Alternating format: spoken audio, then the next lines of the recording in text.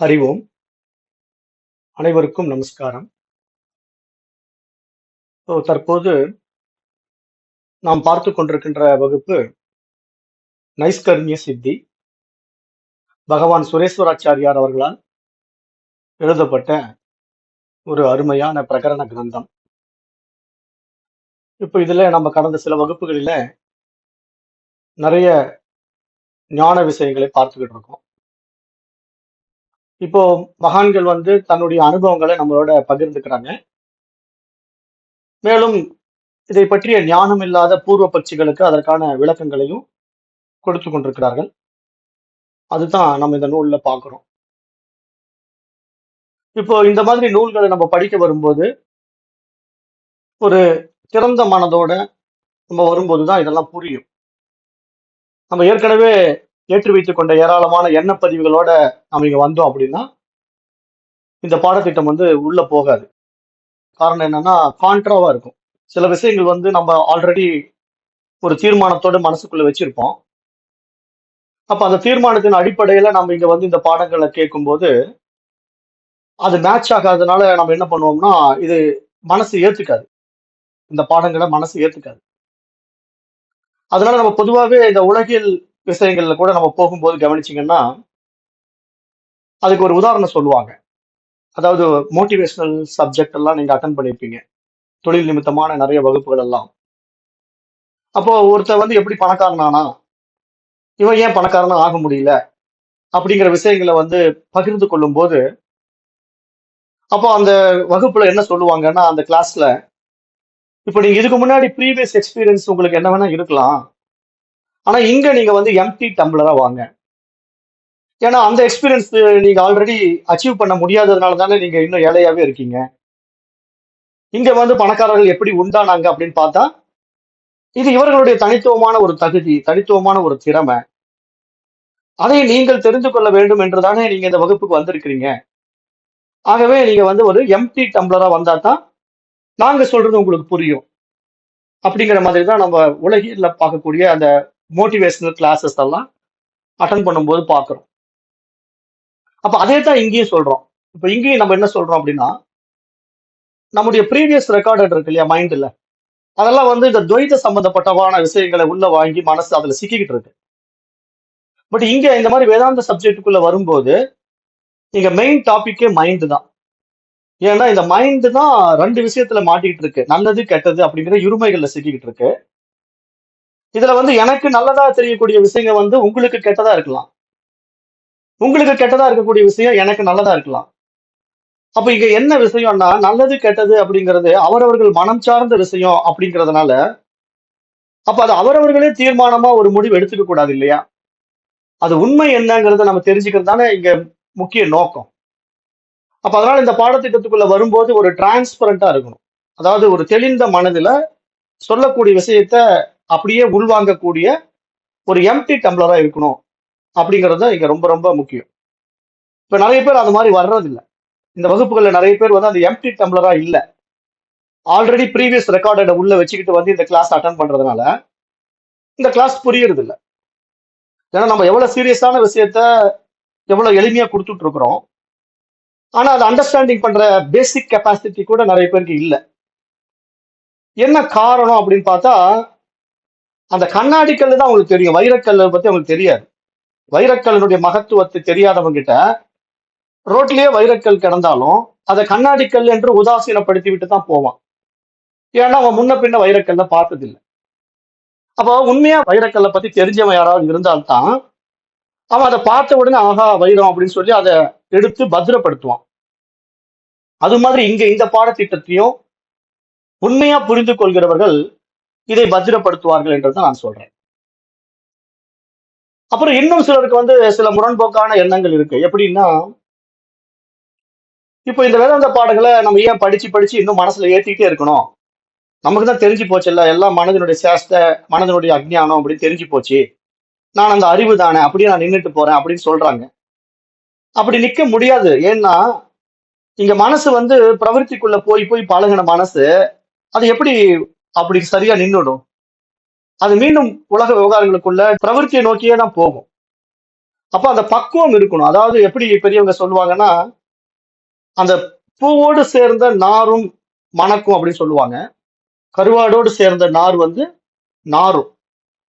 அதாவது ஒரே நார் தான். அந்த நாரை எடுத்து நீங்க கட்டக்கூடிய பொருள் இருக்கு பாத்தீங்களா? அது வந்து ஒரு அழகான மல்லிகை பூவை எடுத்து நீங்க கட்ட கட்ட அந்த நாரானது எப்படி இருக்கும்னா, அந்த மல்லிகை பூவினுடைய மனதை வாங்கி, அந்த மல்லிகை பூ வாடி போனா கூட அந்த மல்லிகை பூவினுடைய மனம் வந்து அந்த நார் வாங்கிக்கும். அப்ப அந்த நார் எடுத்து மோந்து பார்த்தா கூட அந்த மல்லிகை பூவினுடைய ஸ்மெல் இருக்கும். ஆனா அதே நாரை கொண்டு நீங்க கருவாடை கட்டிட்டீங்கன்னு வச்சுக்கீங்களேன், கருவாடு. அந்த கருவாடுடைய நாத்தம், கருவாடே நீங்க எடுத்து வீசிட்டா கூட அந்த நார் வந்து ரொம்ப கருவாடினுடைய நாத்தமா நாரும். என்ன காரணம்? அந்த சேர்க்கை. அது மாதிரி இங்கே சொல்றது சாஸ்திரம், சாதுக்களுடைய சங்கமம் வந்து ரொம்ப அவசியம். இது மாதிரி ஆத்ம ஞான விஷயங்களுக்குள்ள வந்து அதுல நம்ம திடமா நிக்கணும் அப்படின்னா நம்ம தனித்து செயல்படக்கூடாது. எப்பவுமே சாதுக்களுடைய தொடர்புல இருந்துகிட்டே இருக்கணும். ஏன்னா அவர்களுடைய தொடர்புல இருந்துகிட்டே இருந்தா தான் அந்த பகுதியிலிருந்து நம்ம வெளியேற முடியாது. இல்லைன்னா மனசு என்ன பண்ணும்னா, நான் எல்லாம் தெரிஞ்சுக்கிட்டேங்கிற ஒரு அகங்காரத்துல தன்னை தனிமைப்படுத்திக்கிட்டு நாளடைவுல என்ன ஆகும்னா அது அந்த நிவர்த்தியிலிருந்து பிரவருத்திக்குள்ள போயிடும். ஏன்னா மைண்ட் எப்பயுமே சும்மா இருக்கவே விரும்பாது. ஒரு செகண்ட் கூட சும்மா இருக்க விரும்பாது. அது எதையாவது ஒன்று இழுத்து போட்டுக்கிட்டு ஆர்ப்பாட்டம் பண்ணிக்கிட்டு அக்கிரமம் பண்ணிக்கிட்டே இருக்கத்தான் விரும்பும். ஏன்னா அதுக்கு தான் மைண்டுன்னே பேரு. அது அமைதியா நின்றுடுச்சுன்னா அதுக்கு அறிவுன்னு பேரு. அது அமைதியா நிக்காது. அப்ப அதுதான் நம்ம இங்க ஆழமா புரிஞ்சுக்கணும். அதனால இந்த மாதிரி பாடத்திட்டத்துக்குள்ள வரும்போது தயவு செஞ்சு ஒரு எம்டி டம்ளரா வாங்க. அப்பதான் புரியும்.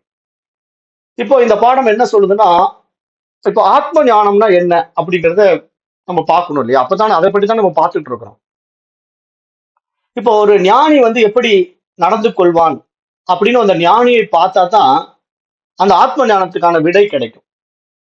ஏன்னா ஆத்ம ஞானம்ங்கிறத நம்ம எவ்வளவுதான் வார்த்தைகள்ல பேசினாலும் அது அவரவர்களுக்கு அனுபவம் ஆகும்போது தான் அது ஒரு எக்ஸ்பீரியன்ஸா இருக்கும். அப்ப இங்க உண்மையில ஞானியை பாத்தீங்கன்னா, ஞானி எப்படி இருப்பான்னா, அவனுடைய மனசு இருக்கு பாத்தீங்களா, அது வந்து குணபேதங்களால சூழப்பட்டிருக்கும். ஞானியினுடைய மனதும் ஒரு சராசரி மனிதன் மாதிரியே இந்த உலக விவகாரங்களுக்குள்ள சத்துவ குணம், ரஜோ குணம், தமோ குணம் என்ற 3 குணபேதங்களால் சூழப்பட்டு பாதிக்கப்பட்டு கொண்டு இருக்கும். ஆனால் என்ன வித்தியாசம் அப்படின்னா, அந்த 3 குணபேத நிலையிலும் எந்த விதமான எதிர் செயலையும் செய்ய மாட்டான். ஞானியை பொறுத்த வரைக்கும் அந்த நிகழ்வுல அப்படியே பயணம் பண்ணுவான். அவனுக்கு வந்து இது இந்த விஷயம் தான் எனக்கு முக்கியம், அந்த விஷயம் எனக்கு தேவையில்லை அப்படின்னு எதையுமே ஒதுக்க மாட்டான். அவனுடைய அன்றாட நிகழ்வுகளை அப்படியே அனுபவமாக்குவான். அந்த அனுபவங்கள் எப்படி வேண்டுமானாலும் இருக்கலாம். அதுக்கு வந்து அவன் இதுதான் எனக்கு சிறந்த செயல், அது வந்து எனக்கு மட்டமான செயல் அப்படிங்கிற அந்த பேதமை எல்லாம் ஞானியின் இடத்துல கிடையாது. இப்ப நிறைய பேர் என்ன நினைச்சுப்பாங்கன்னா, ஞானி ஆயிட்டாருன்னா அவர் வந்து அப்படியே அமைதியா நின்னுடணும், எந்த செயலும் செய்யக்கூடாது, அப்படியே நிர்விகல்ப சமாதியில நின்னுடணும் அப்படின்னு எல்லாம் எதிர்பார்ப்பாங்க.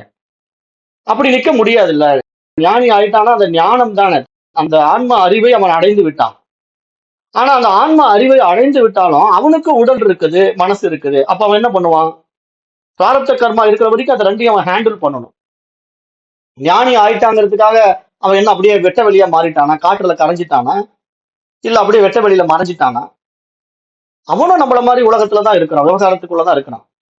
அப்ப என்ன பண்ணுவான்னா, அந்த விவகாரத்தை விவகாரமா பார்க்க மாட்டான், சாட்சியா வேடிக்கை பார்ப்பான், அந்த நிகழ்வுல இருப்பான். அப்போ இந்த மாதிரி நிகழ்வுல அந்த 3 விதமான நிலையை நன்கு புரிந்து கொண்டவன் தான் ஞானி.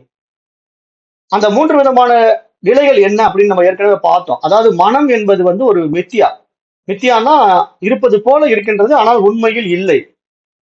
ஏன் மனம் இல்லை அப்படின்னு சொல்றோம் அப்படின்னா, பல்வேறு எண்ணங்களின் தொகுப்பு தான் மனம். மனம்னு ஒண்ணு தனித்து கிடையாது. மனம்ங்கிற ஒரு விஷயமே ஏற்றி வைக்கப்பட்ட எண்ணங்களின் ஒட்டுமொத்த தொகுப்பு. அப்போ நான் மனம் அல்ல அப்படிங்கிறதுல அவன் தெளிவா இருப்பான். ஞானியை பொறுத்த வரைக்கும் நான் மனம் அல்ல, நான் தூய அறிவு, நான் அந்த ஆன்மா அப்படிங்கிறது தெளிவா இருப்பான். அப்ப அப்படிப்பட்ட ஞானி மனம் போன போக்கில் போக மாட்டான். ஏன்னா மனம் அவன் இல்லைன்னு சொல்லும் போது மனசு வந்து ஒரு ஈர்ப்பு விஷயத்துல இழுக்குது, இந்த பக்கம் இந்த காரியத்தை செய்ய சொல்லும், அந்த பக்கம் அந்த காரியத்தை செய்ய சொல்லும். அப்படி அது மனசு இப்படி எல்லாம் இழுக்கிறத வச்சுக்கிட்டு, சரி இப்ப நான் வேதாந்த கிளாஸ் எடுக்கிறது தான் சிறப்பு அப்படின்ட்டு வேதாந்த கிளாஸ் எடுத்துட்டு உட்கார்ந்து இருக்குதா, உலக விவகாரத்துக்குள்ள ஈடுபடக்கூடாது அப்படிங்கிறதெல்லாம் ஒண்ணும் கிடையாது. அந்தந்த நேரத்துல எப்படி பசி வந்தா சாப்பிட போறானோ, அந்தந்த நேரத்துல எப்படி இயற்கை உபாதிகள் வந்தா டாய்லெட் போறானோ, அது மாதிரி வகுப்பெடுக்கிறது, கோயிலுக்கு போறது, மற்ற விஷயங்கள்ல கலந்துக்கிறது எல்லாமே அவனுக்கு நிகழ்வுல இருக்கும். ஆனா அதை எல்லாமே அவன் ஹேண்டில் பண்ணுவான். எதையுமே பிரிச்சு பார்க்க மாட்டான். அதாவது இது சிறந்த காரியம், அதனால இதை மட்டும் தான் நான் செய்வேன், நான் ஞானி ஆயிட்டேன் அப்படியே நிஷ்டையில உட்காந்துருவேன் அப்படிங்கறதெல்லாம் கிடையவே கிடையாது. அந்த மாதிரி ஒரு தனிப்பட்ட முறையில தன்னை தனித்துவப்படுத்திக்க வேண்டிய அவசியம் கிடையாது. ஏன்னா உடலும் மனசும் இருக்கிற வரைக்கும் இந்த உலகத்துக்குள்ள விவகாரம் பண்ணித்தான் ஆகணும். அப்ப அந்த விவகாரத்துக்குள்ள இருந்து கொண்டுதான் இருப்பான். ஏன் இதெல்லாம் ஞானியை பத்தி சொல்றோம் அப்படின்னா, இந்த நிலை தான் ஞானம். இதுதான் ஆத்ம ஞானம். ஆத்ம ஞானம்னா ஏதோ பயங்கரம் அப்படின்னு நினைச்சுக்காதீங்க. ஆத்ம ஞானம்னா இதுதான் ஆத்ம ஞானம். அதாவது நிகழ்வில் அப்படியே பயணம் பண்ணணும். எது வேணா நடக்கும். நடக்கிறத அவன் சமமா பார்ப்பான். இது உயர்ந்தது, இது தாழ்ந்தது, இது எனக்கு சிறப்பு, இது சிறப்பற்றது. அந்த மாதிரி ஒரு உயர்வு தாழ்வு இருக்காது. அவங்க கிட்ட வந்து அந்த இருமைகள் இருக்காது. அதுதான் ஞானியினுடைய நிலைப்பாடு. அந்த மாதிரி நிலையில் இருக்கிறது தான் இங்க வந்து மோட்சம்னு சாஸ்திரம் சொல்லுது. அந்த சமநிலையில் வாழுகின்றது தான் இங்க உண்மையான மோட்சம். அதுதான் ஆனந்த நிலை, நம்முடைய உயர் பரிமாண அனுபவம் அப்படின்னு சாஸ்திரம் சொல்லி கொண்டிருக்கு. அது வந்து எப்படின்னா விடுதலை தான். மனசுக்கு வந்து ஒரு விடுதலை தன்மை. எந்த ஒரு விவகாரத்துக்குள்ளேயும் போய் சிக்காம சமமா பார்த்துக்கிட்டு இருக்கும். வர்றத அப்படியே நிகழ்வுல பயணம் பண்ணிக்கிட்டே இருக்கும். நிகழ்வில் பயணி, நினைவை கவனி அப்படின்னு சொல்லுவாங்க பெரியவங்க. அப்போ அந்த நிகழ்வுல நம்ம பயணம் பண்ணணும். எது நடக்குதோ அதை அப்படியே ஏத்துக்கணும். அதுதான் இங்க ஞானியினுடைய நிலைப்பாடு. அந்த நிலை தான் இங்க ஆத்ம ஞானம். அப்போ அந்த ஆத்ம ஞானமாக மாறும்போது என்ன, இங்க ஞானம்னா என்ன, அந்த ஆத்மா அதுதான் நான் என்ற அந்த தன்னுணர்வு நிலை, அந்த இயற்கையா தன்னுடைய சொரூபத்துக்குள்ள நான் நிக்கிற நிலை தான் இங்க ஆத்ம ஞானம். அதுதான் நிதித்தியாசனம்னு சொல்லப்படுது. நான் நித்தியமாக அதிலேயே இருக்கின்றேன், அதுதான் என்னுடைய நிலையான ஆசனம், அதிலேயே நான் இருந்து கொண்டிருப்பேன். அதுதான் நிதித்தியாசன நிலை. அப்போ வரையறையற்ற நானே ஆத்மா என்ற அந்த உண்மையானது மகா வாக்கிய விசாரத்திற்கு பிறகுதான் அடையவே முடியும் அப்படின்னு இங்க சாஸ்திரம் சொல்லுது. இப்ப இந்த நூல் எழுதிய சுரேஸ்வராச்சாரியார் வந்து அந்த விஷயத்துல ரொம்ப தெளிவா சுட்டி காட்டுறார். என்ன சுட்டி காட்டுறாருன்னா, அந்த ஆத்ம ஞானம், அந்த ஆத்மா அனுபவம், நானே ஆத்மா அப்படிங்கிற ஒரு விஷயத்த எப்படி நாம் தெரிந்து கொள்ள முடியும் அப்படின்னு பார்த்தா, மகா வாக்கிய விசாரத்தின் மூலமாக மட்டும்தான் அந்த ஆத்ம ஞானத்தை அடைய முடியும். நானே ஆத்மா என்ற உண்மை உணரப்படும். இந்த உண்மையை அறிந்தாலும் மனதின் வரம்பிற்கு உட்பட்ட தன்மையானது நீங்கி விடாது. அதுதான் நான் சொன்னேன். இப்போ இந்த நானே ஆத்மன் அப்படிங்கிற ஒரு ஞானம் வந்து அந்த ஞானிக்கு வந்துடுது. அந்த ஞானி வந்து தான் ஆத்மா என்ற அந்த தன்னுணர்வு நிலையில அந்த இருப்புல அவன் இருக்கிறான்.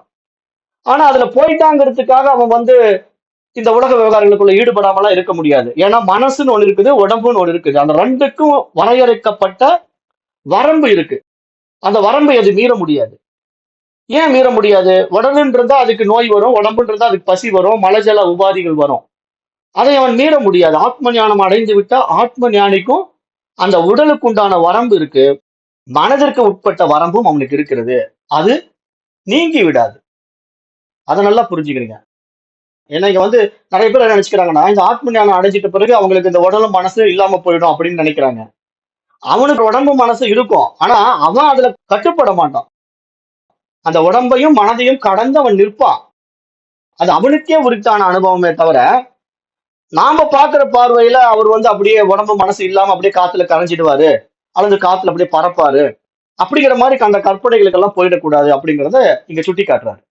அதனால ஒரு வரம்புக்கு உட்பட்ட தன்மை ஞானியிடத்திலிருந்து நீங்கி விடாது. நான் வரையறையற்றவன் என்ற உண்மையை அறிந்த பிறகு அவன் மகிழ்ச்சியோடு இருப்பான். மனதில் வந்து அந்த இருமைகள் இல்லாததுனால எந்த ஒரு சலனமும் இல்லாம அந்த ஆனந்த நிலையில எப்பொழுதும் இருப்பான். அதுதான் இங்க ஆத்ம ஞானம் என்பதாக பார்க்கப்படுது. அப்போ இந்த வேதாந்தம் என்ன சொல்லுதுன்னா, நான் வரையறைக்கு உட்பட்டவன் என்ற அறியாமையைத்தான் நீக்குகிறது. நான் வரையறைக்கு உட்பட்டவன்கிற அந்த அறியாமை நீங்க வேண்டியதுதான் இங்க வேதாந்தத்தினுடைய முக்கிய சாரம். வேதாந்தம் அதை மட்டும்தான் எதிர்பார்க்குது. அப்போ அனாத்ம நிலையில மனம் உடல் வந்து வரையறைக்கு உட்பட்டுத்தான் இருக்கும் என்பதையும் நாம் நன்றாக புரிந்து கொள்ள வேண்டும். அப்ப அதனால நம்ம இங்க என்ன செய்யறோம், அந்த வேதாந்த பாடங்களை படிப்பதனால அறியாமையை நீக்குவது தான் இங்க நம்முடைய நோக்கம். நம்ம இடத்துல ஏற்றி வைக்கப்பட்ட ஏராளமான தவறான புரிதல்களை நாம் நீக்க வேண்டும் என்பது தான் இங்க நோக்கம். அப்ப அந்த தவறான புரிதல்களை சாஸ்திரம் சுட்டி காட்டும் போது நாம் அதை ஏற்றுக்கொண்டு நீக்கிவிட வேண்டும். அதற்கான எதிர்வாதம் நாம் புரியக்கூடாது. ஏன்னா அது எதற்காக சொல்லப்படுதுங்கிறத நம்ம விசாரம் பண்ணி விவேகத்தினால தெரிஞ்சுக்கலாமே தவிர இதுதான் சரி என்று ஒரு விவாதத்துக்குள்ள நம்ம போய் ஈடுபடக்கூடாது அப்படிங்கறத எங்க சாஸ்திரம் தெள்ள தெளிவாக நமக்கு சொல்லுது. அது ஏன் அந்த மாதிரி இருக்கு அப்படின்னா, அந்த அகங்காரம் தான். மனம் வந்து ஏற்கனவே ஏற்றி வைத்துக் கொண்ட அந்த அகங்கார எண்ணங்கள். நான் இப்படிப்பட்டவன், இன்னார், இதுதான் என்னுடைய நிலைப்பாடு அப்படின்னு நிறைய விசேஷ சுகங்களை நம்ம ஏற்றி வச்சிருக்கோம் இல்லையா? அதுல சிக்கிக்கிட்டு இருக்கு. அதனால உலக இன்பங்களை எல்லாம் அது விரும்புது. இந்த மாதிரி விஷயங்கள் எல்லாம் உண்மை என்று நம்புது. அதுல போய் ஈடுபடுது. அந்த விவகாரத்துக்குள்ள இருக்குது. ஆனா உண்மையில் என்னன்னா, அந்த விவகாரத்துல ஈடுபட்டு கொண்டு அதையெல்லாம் அனுபவித்து தீர்த்து விட முடியுமான்னா, எப்படி எல்லாவற்றையும் அனுபவித்து தீர்த்து விட முடியும்? நிறைய விஷயங்களை வந்து மைண்டுக்கு வந்து ஃபுல்ஃபில்னஸ் கொடுக்க முடியாது. ஏன்னா பெரும்பாலான மனசு வந்து நிறைவாயிடுதா? எதுலையுமே நிறைவாகாது. நான் நேற்றைய வகுப்புலயே அதை சொல்லிட்டேன். ஒரு கடவுள் பக்தியில கூட நமக்கு நிறைவாகாது. அல்லது நமக்கு ஏதாவது பிடிச்ச விஷயங்கள்லயாவது நிறைவாகுதான்னா தற்காலிகமா நிறைவான மாதிரி இருக்கும். அடுத்தது வேற ஒரு விஷயத்த மனசு எடுத்துக்கும்.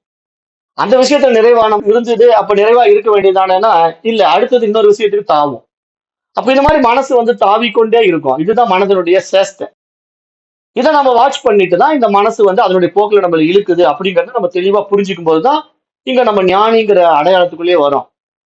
அது புரியலன்னா ஞானமற்ற நிலை அது. அப்ப அது புரியல, பாடமும் புரியல, ஞானமும் இல்லை. அதுதான் இங்க நம்ம தெரிஞ்சுக்க வேண்டிய விஷயம்.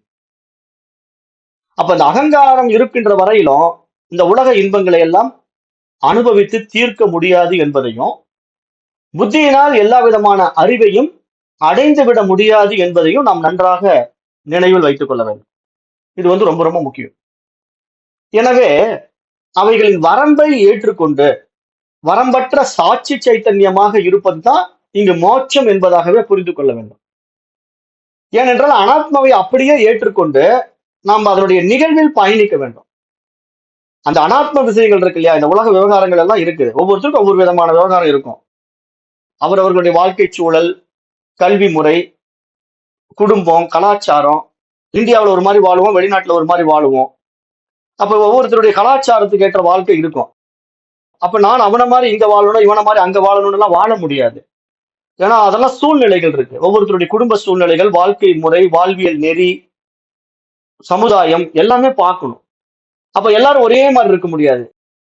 என்ன மாதிரி நீங்க இருக்க முடியாது, உங்களை மாதிரி நான் இருக்க முடியாது. அப்ப அவரவர்களுக்கு ஒரு தனித்துவமான விஷயங்கள் இருக்கும். ஆனா இங்க பொதுப்படையா நம்ம எப்படி புரிஞ்சுக்கணும்னா, அந்த மாதிரி ஒரு வரம்புக்குள்ளதான் இந்த மனசும் உடம்பும் இருக்கும். ஆனா அதனால் நான் பாதிப்படையாமல் இருக்கிறேனா அப்படிங்கிறத மட்டும்தான் நம்ம பார்க்கணும். இப்ப நம்ம அதுக்குதான் உதாரணம் நம்ம சொல்லுவோம். சாதாரண தரையில படுத்தாலும் தூக்கம் வரணும், மெத்தையில படுத்தாலும் தூக்கம் வரணும். நம்ம மைண்ட்ல வந்து ஒரு தீர்மானம் வச்சுக்க கூடாது. எனக்கு மெத்தையில படுத்தா தான் தூக்கம் வரும் அப்படிங்கிற தீர்மானம் மைண்டுக்குள்ள இருந்துட்டா அது மெத்தையை எதிர்பார்க்கும்.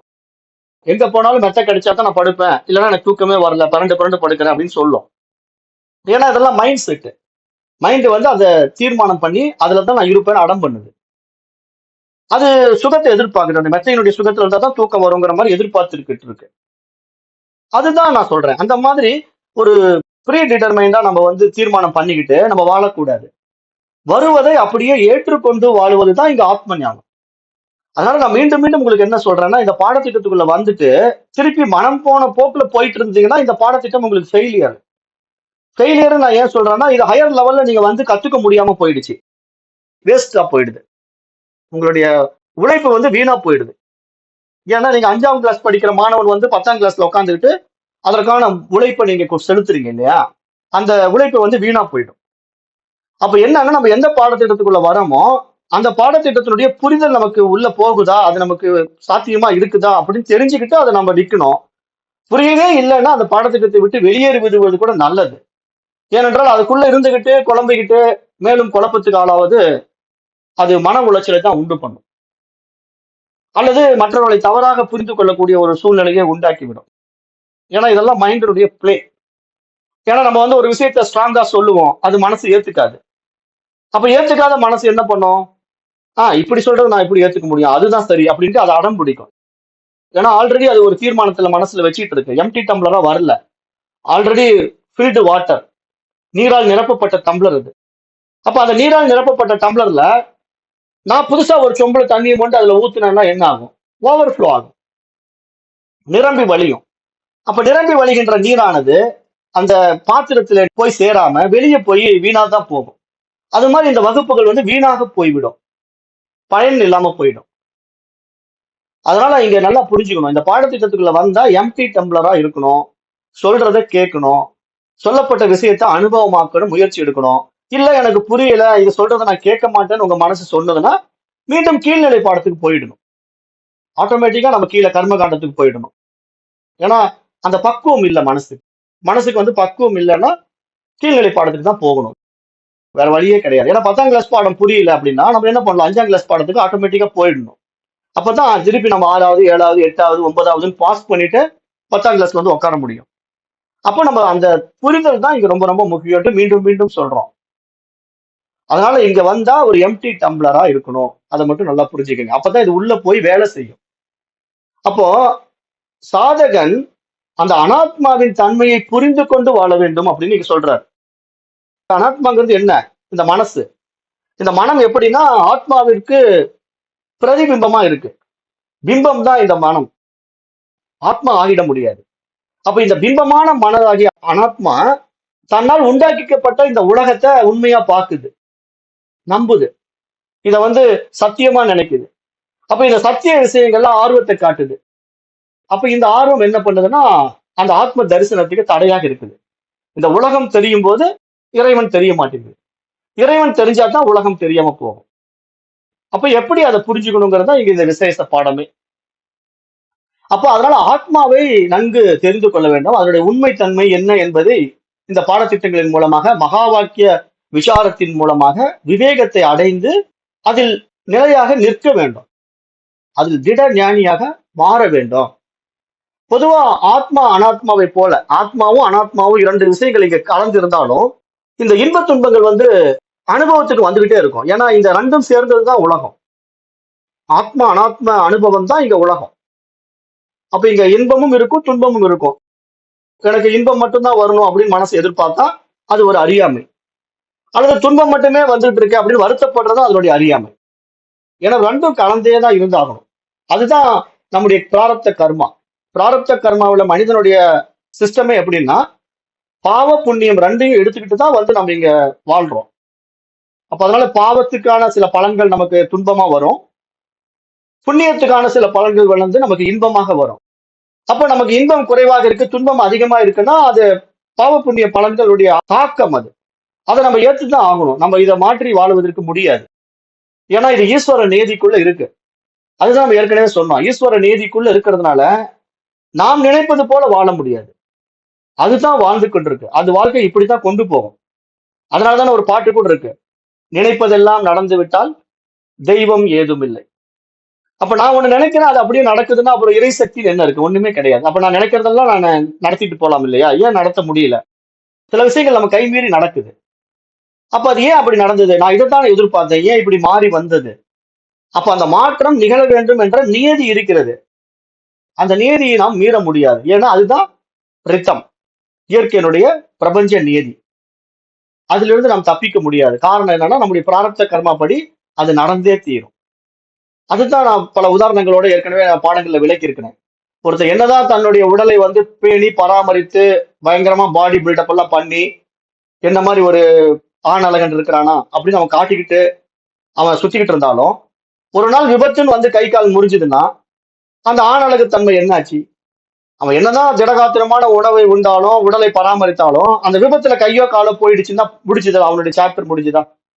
அப்ப இங்க என்ன முடிவு? இயற்கை தான் முடிவு பண்ணும், நீ ஆண் அழகனா வாழணுமா, நீ ஊனமா வாழணுமா அப்படிங்கறத அந்த நேச்சர் தான் டிசைட் பண்ணுமே தவிர நாம் தீர்மானிக்க முடியாது. நம்முடைய திறமை கிடையாது, அது எதுவுமே எல்லாம் அதனுடைய திறமை தான். அதனிடத்துல ஒப்படைக்க வேண்டியதுதான் இங்க நம்ம புரிஞ்சுக்கொள்ள அடிப்படை அம்சம்னு நம்ம ஆரம்பத்திலே இந்த பாடத்திட்டத்துல சொல்றேன். ஏன்னா இது வந்து சரணாகதி தத்துவம்ங்கிறத விட இது புரிதல், மனதிற்கான ஒரு தெளிவு, அப்படி புரிஞ்சுக்கணும். ஏன்னா இங்க வந்து அறிவை தவிர வேற எந்த விஷயங்களும் இல்லைங்கிறது தான் சத்தியம். ஆனா ஆரம்பத்துல நம்ம அதை சொல்லும் போது மனசு ஏத்துக்காது. ஏன்னா இதெல்லாம் ஒரு படம்னு நம்ம ஏற்கனவே சொல்றோம். ஆனா மனசு என்ன பண்ணுது, இந்த படத்துல இந்த மாதிரி சீன் எல்லாம் இருக்குதுங்கிறத அக்செப்ட் பண்ண தயாரா இருக்கான்னு தான் நான் கேட்கிறேன். ஏன்னா இப்போ ஒரு படம் ஓடிக்கிட்டு இருக்கு, திரைப்படம் ஓடிக்கிட்டு இருக்கு. அந்த திரைப்படத்துல இப்போ அந்த வகுப்பு நான் எடுத்துட்டு இருக்கிறேன். அந்த வகுப்பில் மாணவர்களாக நீங்க கலந்துகிட்டு இருக்கீங்க. அப்ப இங்க ஒரு திரைப்படம் ஓடிக்கிட்டு இருக்கு. இப்ப இந்த திரைப்படத்துல இந்த மாதிரி ஒரு சீன் இருக்குங்கிறத நீங்க அக்செப்ட் பண்ணிட்டீங்கன்னா இது ஒரு பெரிய இஷ்யூ கிடையாது. ஆனா இதை அக்செப்ட் பண்ணாம நான் ஏதோ மாணவன், அவர் ஏதோ ஆசிரியர் அப்படிங்கிற நிலையில நாம இந்த பாடத்திட்டத்தை கவனிச்சுட்டு இருந்தோம்னா நாம என்ன நினைப்போம், இது மாதிரிலாம் விஷயங்கள் இருக்கும் போல் இருக்குங்கிற மாதிரி மைண்ட் போயிடும். அப்ப இது மாதிரி விவகாரத்துக்குள்ள வந்து ஒவ்வொன்றையும் முக்கியத்துவம் கொடுக்கும். அப்புறம் எனக்கு மோட்சம் வேணுங்கோ, எனக்கு விடுதலை வேணுங்கோ, இதெல்லாம் மைண்டினுடைய பிளே. அதுதான் சொல்றேன், இந்த மனசு வந்து உயர் பரிமாண நிலைக்கு உயர வேண்டும் என்றால் அதற்கான புரிதல் மெல்ல மெல்ல தான் கொடுக்கணும். அதுக்கு தான் எடுத்தோடனே ஓவர் டோஸ் கொடுக்க முடியாது. அப்ப ஆரம்பத்துல சில கர்மா தியரி பேசும், பாவ புண்ணியங்களை பத்தி பேசும், நம்ம இடத்துல இருக்கக்கூடிய தவறுகளை சுட்டி காட்டும், அப்புறம் அதனால வரக்கூடிய விளைவுகளை சொல்லும், அப்புறம் நம்முடைய விவேகத்தை இன்னும் கொஞ்சம் உயர்த்தி கொடுக்கும். இப்படியே பயணம் பண்ண பண்ண பண்ணதான் நமக்கு இதனுடைய புரிதல் அதிகமாகி அதிகமாகி அந்த மெச்சூரிட்டி லெவல் வந்து ரைஸ் ஆகி அப்பதான் நம்ம அந்த சரிசமமா நிக்க முடியும். இல்லைன்னா மைண்ட் அக்செப்ட் பண்ணவே பண்ணாது, அதை ஒத்துக்கவே ஒத்துக்காது. ஒரு விஷயத்தை பிடிச்சுக்கிட்டு பிடிவாதம் பண்ணிட்டே இருக்கும். அதுதான் இங்க சொல்றாரு, இந்த ஞானியினுடைய நிலை என்பது எல்லாவற்றையும் ஏற்றுக்கொண்டு அந்த நிகழ்வில் இருப்பான். வருகின்றதை அப்படியே நிகழ்வுல பயணம் பண்ணுவான். நினைவை கவனிப்பான், தன் மனதில் எழுகின்ற நினைவை கவனிப்பான். அந்த நினைவினுடைய முக்கியத்துவத்தை தீர்மானிப்பான். அது வேணுமா வேண்டாமான்னு தீர்மானிப்பான். தேவையான நினைவை பயன்படுத்துவான், தேவையற்ற நினைவை நீக்கி விடுவான். அதுதான் ஆத்ம ஞானம் என்று சொல்லப்படுது. அந்த ஆத்ம ஞானம் தான் இங்க இந்த உலகத்தை அனுபவமாக்குது அந்த ஞானிக்கு. அந்த அனுபவங்கள் அவனுக்கு எப்படி இருக்கும்னா சமநிலையில் இருக்கும், இருமைகளற்ற நிலையில் இருக்கிறதுனால அந்த அனுபவம் உண்மையிலேயே அவனுக்கு இன்பமயமாக இருக்கும். அதுதான் இங்க ஆனந்தம். அதுதான் ஆத்ம அனுபவம், ஆத்ம அனுபூதி அப்படின்னு சாஸ்திரம் சொல்லுது. அது இந்த உடலும் மனமும் இருக்கும் போதே அடையக்கூடிய அனுபவம். அது எக்ஸ்பீரியன்ஸ்ல தான் வரும். இந்த புரிதல், இந்த மனசுக்கு உண்டான அந்த தெளிவு, இந்த பாடம் உள்ள போய் போய் வேலை செஞ்சு நம்மளை லிஃப்ட் பண்ணி அந்த சிரவணத்தை கேட்டு கேட்டு பாடங்களை சிரவணம் பண்ணி பண்ணி அப்புறம் அதுக்கு அடுத்த நிலையாகிய மனநத்துல மனதில் இருக்கக்கூடிய அஜ்ஞான விஷயங்களை எல்லாம் நீக்கி அதை விசாரம் செய்து அதன் பிறகு அந்த நிதித்தியாசன நிலையில நிற்கும் போதுதான் அந்த அனுபவம் நமக்கு கை கூடும். அதைத்தான் இங்க சொல்லுது. அதை நம்ம இங்க புரிஞ்சுக்கணும். பொதுவாவே நம்ம இடத்துல வந்து இந்த அனாத்ம விஷயங்களா நிறைய இருக்கு இல்லையா, எல்லாம் எதிர்ப்பதமான வார்த்தைகள். இப்ப வந்து ரூபம், ஸ்பர்சம், சப்தம் அப்படிங்கிற புலன் இன்பங்கள் நம்ம இடத்துல இருக்கு இல்லையா, இதெல்லாம் வந்து ஒவ்வொரு புலன் சார்ந்த விஷயம். இப்ப கண்களால் நான் ஒரு பார்க்கிறேன்னா அது ரூபம், காதுகளால் ஒரு விஷயத்தை கேட்கிறேன்னா அது சப்தம். இந்த மாதிரி 5 புலன்கள் மூலமா இந்த உலகம் நமக்கு அனுபவம் ஆகுது. இதை நான் ஏற்கனவே இந்த வேதாந்த பாடங்கள் அடிப்படை விஷயங்களை சொல்லிட்டேன். அப்ப இந்த புலன் கடந்து நம்ம போனவன் அவனுக்கு வேற மாதிரி உலகம், புலனுக்குள்ள வாழ்கின்றவனுக்கு வேற மாதிரி உலகம். அப்ப இவனுடைய வாழ்க்கைங்கிறது ஒரு தனி உலகம், அவனுடைய வாழ்க்கைங்கிறது ஒரு தனி உலகம். இது வந்து சராசரியா புலன் சார்ந்த வாழ்க்கையில இப்படி அனுபவங்கள் நமக்கு இருக்கலாம். அது மாதிரி மனம் சார்ந்த வாழ்க்கையிலும் அனுபவம் இருக்கலாம். மனம் சார்ந்த வாழ்க்கைனா எப்படின்னா, இப்ப என்னுடைய மனதில் நான் ஏற்றி வைத்துக் கொண்ட வாழ்க்கையை நான் வாழ்ந்து கொண்டிருப்பது போல இன்னொருத்தன் வாழ முடியாது. காரணம் என்னன்னா அவனுடைய மைண்ட் டியூனிங் வேற மாதிரி இருக்கும், அவன் வாழ்ந்த சூழல். அதுதான் நான் சொல்றேன், வாழ்க்கையினுடைய சூழல், பிறப்பிடம், கலாச்சாரம், நாடு, சூழ்நிலை எல்லாமே பார்க்கணும். இப்ப ஒரு வெளிநாட்டுக்கான ஒரு யூரோப்பியன் கண்ட்ரில வாழக்கூடிய வாழ்க்கையும் நம்ம இந்தியாவில் வாழக்கூடிய வாழ்க்கையும் ஒன்றாகி விடுமா? ஒன்றாகி விட முடியாது. ஏன்னா கலாச்சாரமே வேற வேற. இங்க நம்ம வந்து ஒருத்தனுக்கு ஒருத்தி அப்படிங்கிற மாதிரி நம்ம இந்தியாவில் வாழ்வோம். யூரோப்பியன் கண்ட்ரில அப்படி கிடையாது. ஒரு பெண் வந்து எத்தனை ஆண்கள் கிட்ட வேணா வாழலாம், அப்பப்போ அவங்களுக்கு வந்து அந்த டேட்டிங் மாதிரி போய்க்கலாம். அது அவங்களுடைய கலாச்சாரம், அது அவங்களுக்கு சாதாரணம். அது வந்து அவங்க ஒரு சீரியஸாவே எடுத்துக்க மாட்டாங்க. ஒரு பெண் எத்தனை ஆண்கள் கிட்ட வேணா போலாம், ஒரு ஆண் எத்தனை பெண்கள் கிட்ட போலாம், இது வந்து அவங்களுக்கு ஒரு சாதாரண விஷயம். ஆனா நம்ம நாட்டுல இது வாயடைக்கிற விஷயம். இப்படி கூட இருக்குமா அப்படின்னு நம்ம வாயடைச்சு போறோம். ஆனா என்ன காரணம்? இதுதான் மனம் சார்ந்த வாழ்க்கை, ஒவ்வொருத்தருடைய மனம் சார்ந்த வாழ்க்கை. அப்போ நான் ஒரு விஷயத்த சரி என்று நினைக்கிறேன், அந்த நாட்டுல இருக்கிறதுனால எனக்கு எத்தனை ஆண்கள் கிட்ட வேணா போலான்னு ஒரு பெண் நினைப்பதும், ஒரு ஆண் வந்து எத்தனை பெண்ணை வேணா வச்சுக்கலாம் அப்படிங்கிறது அவன் நினைப்பதும் அங்க ஒரு சாதாரண விஷயமா பார்க்கப்படுது அவங்க மனதுல. ஆனா நம்முடைய மனதுல அது ஒரு பிரம்மாண்ட விஷயமா, பயங்கரமான விஷயமா பார்க்கப்படுது. அப்ப இது மாதிரிதான் இங்க பாடமும். இதை ஏன் நான் வந்து இந்த விஷயத்தோட ஒப்பிடுறேன்னா உங்களுக்கு எளிமையா புரியுங்கிறதுக்காக. இப்ப நீங்க ஏற்கனவே ஒரு சில பாடத்திட்டங்களை படிச்சிருக்கலாம் இல்லையா, சைவ சித்தாந்தத்துல படிச்சிருக்கலாம், வைணவ சித்தாந்தத்துல படிச்சிருக்கலாம், அல்லது யோக விஷயங்களை நிறைய படிச்சிருக்கலாம். அப்ப அந்த மாதிரி பாடத்திட்டங்கள்லாம் ஆல்ரெடி உங்க மைண்ட்ல இருக்குது. அது வந்து உங்களுக்கு சரியா இருக்கிற மாதிரி இருக்கும், ஏன்னா அந்த நிலையில நீங்க வந்துட்டீங்க, ஒரு லெவலுக்கு அந்த லெவல்ல வந்துட்டீங்க. ஆனா இப்ப இந்த விஷயங்களை பார்க்கும்போது உங்களுக்கு ஆச்சரியமா இருக்கும். இப்படி இப்படி வித்தியாசமா இருக்குது, எப்படி இப்படி போய் வாழ முடியுமா, இப்படி கூட இருக்க முடியுமா அப்படின்னு நம்ம பாக்குறோம் இல்லையா வெளிநாட்டுக்கு போனா. ஆனா அந்த மாதிரி ஒரு ஆச்சரியம் இப்ப இந்த பாடத்திட்டத்துல உங்களுக்கு கொடுக்கலாம். ஆனா இங்க இந்த சாஸ்திரம் என்ன சொல்லுதுன்னா, அந்த மாற்றங்களை தெரிந்து கொண்டு அதில் எது சரி எது தவறு என்று பகுத்து பிரித்து புரிந்து கொள்ளக்கூடிய விவேகம் உன்னிடத்தில் இருந்தா நீ வெற்றியாளனாக வாழலாம். அந்த விவேகம் இல்லைன்னா நம்ம இங்க இருந்து அமெரிக்கா போறேன்னு வச்சுக்கீங்களேன், நான் எத்தனை பெண்ணு கூட வேணா சேர்ந்து வாழலாம். ஏன்னா அது எனக்கு பிடிச்சு போயிடும். அந்த ஏரியால போய் நான் இறங்கின உடனே, அட அமெரிக்கன் லைஃப் அருமையா இருக்க, ஜாலியா நம்ம டேட்டிங் சாட்டிங்ல இருந்துக்கலாம், இது என்ன அங்க போய் ஒரே பெண்மணியோட வாழ்றது என்ன போர் அடிக்குது, இங்க நல்லா இருக்குது அப்படின்ட்டு அமெரிக்கன் லைஃப்ல நான் என்ஜாய் பண்ண ஆரம்பிச்சிட்டேன்னா எனக்கு அந்த அட்மாஸ்பியர் அந்த சூழ்நிலை ஒத்து போகலாம். காரணம் எனக்கு பிடிச்சிடுச்சு. ஆனா விவேகம் இருக்கிற மனிதன் என்ன பண்ணுவான்னா, அமெரிக்காவுல போனாலும் இதனால எனக்கு என்ன பெனிஃபிட்னு யோசிப்பான்ல, அவனுக்கு பகுத்தறிவு இருக்கு இல்லையா.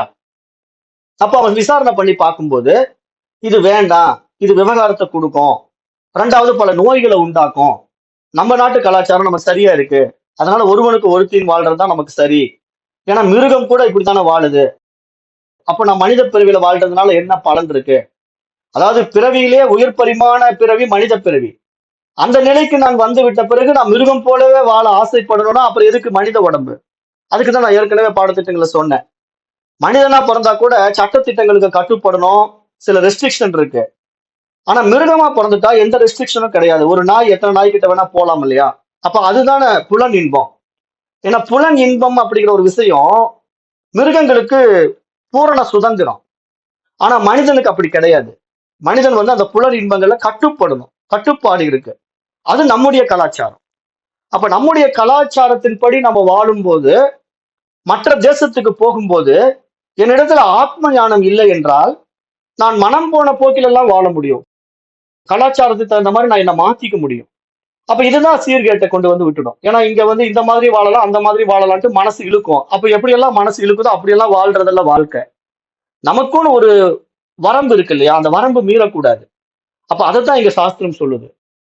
அதாவது நம்முடைய மனிதனாக பிறந்த அந்த மகத்துவத்தை புரிந்து கொண்டு நமக்கு கொடுக்கப்பட்ட பிரத்யேக பகுத்தறிவை பயன்படுத்தி எது சரி எது தவறு என்று பகுத்து பிரித்து பார்க்கின்ற விவேகம் உள்ளவன் தான் இங்க ஞானியாக முடியும். அப்ப இந்த பாடத்திட்டத்துக்குள்ள நம்ம வரும்போது நம்ம ஞானி ஆகணும். அப்ப ஞானி ஆகணும்னா நமக்கு அந்த விஷயங்களை சீர்தூக்கி பார்க்கின்ற அந்த சிறப்பான விவேகம் வரணும். ஏற்கனவே எடுத்துக்கொண்ட விஷயத்தை சரி என்று வாதிடக்கூடாது, அதை சீர்தூக்கி பார்க்கணும். இது சரியா அது சரி இல்லையா, எந்த அடிப்படையில் இது சரின்னு நீங்க சொல்றீங்க, என்னுடைய அடிப்படையில் அது தவறா தெரியுது, அப்ப அந்த தவறுக்கு நீங்க என்ன சொல்யூஷன் கொடுக்க போறீங்க அப்படின்னு கேள்விகள் கேட்கலாம், தப்பு கிடையாது. ஆனா தீர்மானம் பண்ணக்கூடாது. அதுதான் சரிங்கிற தீர்மானம் பண்ணக்கூடாது. அதுதான் இங்க சாஸ்திரம் சொல்லுது. சொல்லி என்ன சொல்லுதுன்னா, இந்த அனாத்ம விஷயங்களாகிய மித்யா இருக்கு இல்லையா, இந்த மித்யா வந்து வியாவகாரிக சத்தியம், நம்முடைய விவகாரத்துல இருக்குது. ஆனா ஆத்மா என்பது பாரமார்த்திக சத்தியம், அது எந்த விவகாரத்துக்குள்ளயும் வருவதே கிடையாது. அப்ப அதை நாம் இங்கு புரிந்து கொள்ளும் போதுதான் நம்முடைய உண்மை நிலை நமக்கு உணரப்படும். நம்முடைய உண்மை நிலை என்ன, பாரமார்த்திக சத்தியம். அந்த பாரமார்த்திக சத்தியத்துக்குள்ள நான் வந்துட்டேன்னா என்னுடைய யதார்த்தம் என்னுடைய சொரூபம் எனக்கு அனுபவம் ஆகும். இதுக்குத்தான் நான் உதாரணம் நேற்றைய பாடத்துல எப்படி உங்களுக்கு புரிய வச்சேன் எளிமையா அப்படின்னா, இப்ப நீங்க கனவு கண்டுகிட்டு இருக்கும் போது புலி உங்களை துரத்துது, புலி உங்க மேலேயே பாயுது, அந்த புலி உங்க மேல பாஞ்சு உங்க குரல் வழியை பிடிக்க போதும் போது கத்துறீங்க, ஐயோ புலி கடிக்க வருதுன்னு பதறும் போது உங்களுக்கு அந்த பிராதிபாசிக சத்தியமாக இருந்த கனவு உலகம் கலைந்து இந்த நனவு உலகத்துக்கு வந்துட்ட உடனே உங்களுக்கு என்ன ஆயிடுச்சு, கனவும் காணாம போயிடுச்சு, புலியும் காணாம போயிடுச்சு. அப்புறம் நீங்க அந்த நனவு உலகத்துக்கு வந்த உடனே அடடா இது கனவா, நல்ல வேளை கனவா போச்சே, கனவா இருந்தா என்ன செத்து போயிருப்பேன், அப்ப கனவா போனதுனால நான் தப்பிச்சேன்டா அப்ப சாமி அப்படின்னு சொல்லி ஒரு ரிலாக்ஸேஷன் கிடைக்குதா இல்லையா. நனவு நிலைக்கு வந்த உடனே அதே மைண்டு தான் பதறிக்கிட்டு உயிர் பயத்தினால அந்த புலி என்ன கடிக்க வருதுன்னு கதறுது. ஆனா அது நனவு நிலைக்கு வந்த உடனே அதே மைண்டு அந்த பயத்திலிருந்து ஒரு ரிலாக்ஸேஷன் அடையுது, ஒரு அமைதி அடையுது, ஒரு ஆனந்தத்தை அடையுது. நான் உயிர் பிழைத்துக் கொண்டேன், நல்லவேளை அது கனவா போச்சு, நனவா இருந்தா என்னால நான் காணாம போயிருப்பேன், வாழ்க்கையும் முடிஞ்சிருக்கும் அப்படிங்கிற ஒரு ரிலாக்ஸேஷன் கிடைக்குதா இல்லையா. அதைத்தான் எங்க சாஸ்திரம் என்ன சொல்லுது, நீ ஏற்கனவே ஏற்றி வைத்துக் கொண்ட ஏராளமான அறியாமை எண்ணங்களில் சிக்கிக்கொண்டு இந்த அனாத்ம விஷயங்களை இந்த விவகாரங்களை சத்தியம் என்பதாக பார்த்து கொண்டிருக்கின்றாய். இந்த சாஸ்திரத்தின் மூலமாக மகா வாக்கிய விசாரத்தை நீ மேற்கொள்ளும் போது உனக்கு இந்த ஞானம் கிடைக்குது, சாஸ்திர ஞானம் உண்டாகுது.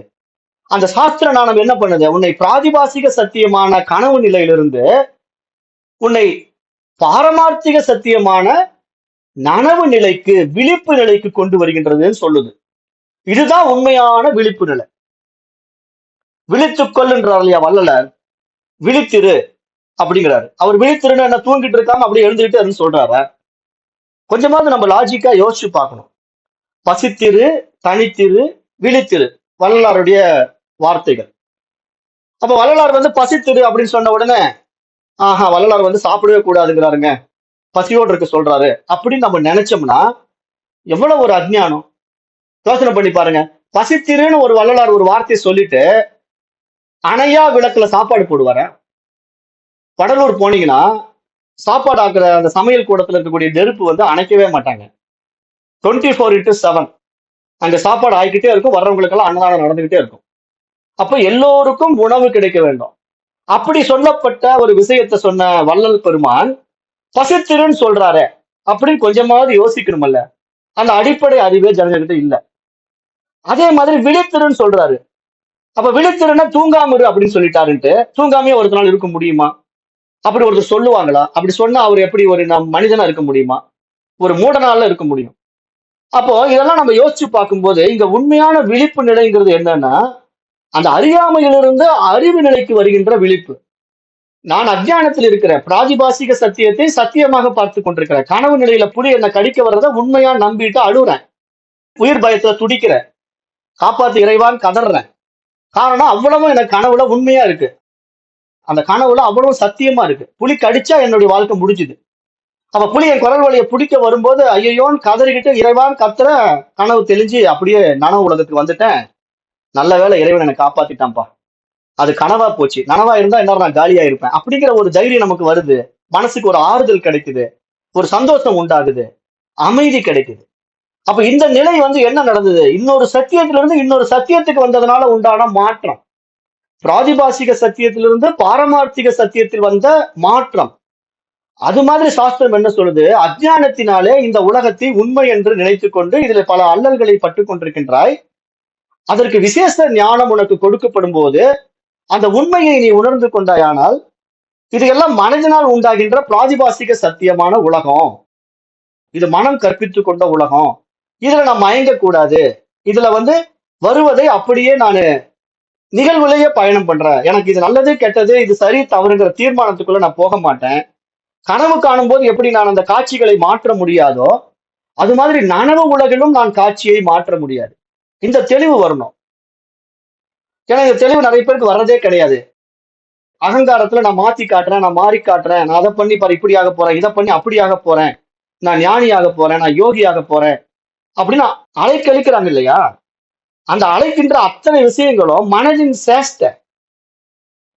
இங்க மனம்ங்கிறதே ஒண்ணு இல்ல. சாஸ்திரம் என்ன சொல்லிடுது? இதெல்லாம் பிராதிபாசிக சத்தியம், கனவு உலகம். அப்பா நீ அப்படி கிடையவே கிடையாது.